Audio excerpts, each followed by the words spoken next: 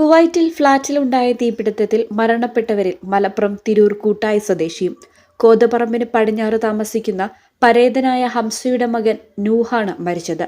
42 വയസ്സായിരുന്നു. 2 മാസം മുമ്പാണ് അവധി കഴിഞ്ഞ് നൂഹ് കുവൈത്തിലേക്ക് മടങ്ങിയത്. കഴിഞ്ഞ 6 വർഷമായി പ്രവാസിയാണ് കൂട്ടായി സ്വദേശി നൂഹ്. ഇദ്ദേഹം താമസിക്കുന്ന കെട്ടിടത്തിലാണ് തീപിടുത്തമുണ്ടായതെന്ന് വിവരം ലഭിച്ചതു മുതൽ ബന്ധുക്കൾ ആദിയിലായിരുന്നു. മൊബൈലിൽ ബന്ധപ്പെടാൻ ശ്രമിച്ചെങ്കിലും ലഭിച്ചിരുന്നില്ല. തുടർന്ന് കുവൈത്തിലുള്ള മറ്റു 2 സഹോദരങ്ങൾ ദുരന്ത പ്രദേശത്തെത്തി അന്വേഷണം നടത്തുകയായിരുന്നു. നമുക്കൊരു ഊഹാപോഹം ഉണ്ടായിരുന്നു. നമ്മളെ വാർഡിലെ നൂഹ് നമ്മളെ ഏട്ടൻ ഇതിലുണ്ടെന്ന് ഊഹാപോഹം ഉണ്ടായിരുന്നു. അത് കൺഫേം അല്ലായിരുന്നു.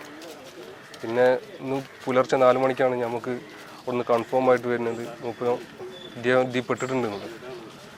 അപ്പോഴാണ് ഞങ്ങൾ അറിയുന്നത്. ആകെ ഒരു ബുദ്ധിമുട്ടായ ഒരു അവസ്ഥയായിരുന്നു. ആശുപത്രിയിലെത്തിയാണ് നൂഹിനെ തിരിച്ചറിഞ്ഞത്. നേരത്തെ മത്സ്യക്കച്ചവട കേന്ദ്രത്തിൽ തൊഴിലാളിയായിരുന്ന നൂഹ് ഇത്തവണ ഒരു കമ്പനിയിലേക്ക് ജോലി മാറുകയായിരുന്നു. ദുരന്തമുണ്ടായ ഫ്ളാറ്റിലായിരുന്നു കമ്പനി വക താമസം. ഇങ്ങനെ സംഭവം നടന്നു എന്നുള്ള അറിയാം. പിന്നെ നമ്മളെ പയ്യനുണ്ടെന്നുള്ള അറിയുന്നത് ഒരു 2 മണിക്ക് ശേഷമാണ്.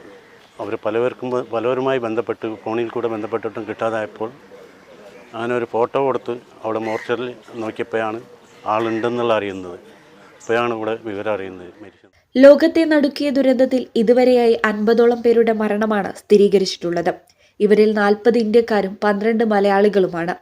മംഗഫിൽ ബുധനാഴ്ചയാണ് തൊഴിലാളികൾ തിങ്ങി താമസിക്കുന്ന കെട്ടിടത്തിൽ തീപിടുത്തമുണ്ടായത്. ബറാത്താണ് നൂഹിന്റെ ഭാര്യ. 3 പെൺമക്കളാണ്. News bureau, Tirur. Alsalama eye hospital സേവനത്തിന്റെ 20ാം വർഷത്തിലേക്ക് 21 ലക്ഷത്തോളം സന്തുഷ്ടരായ ഉപഭോക്താക്കളും 2 ലക്ഷത്തോളം തിമിര ശസ്ത്രക്രിയകളും പൂർത്തിയാക്കിയ മലബാറിലെ ഏക കണ്ണാശുപത്രി.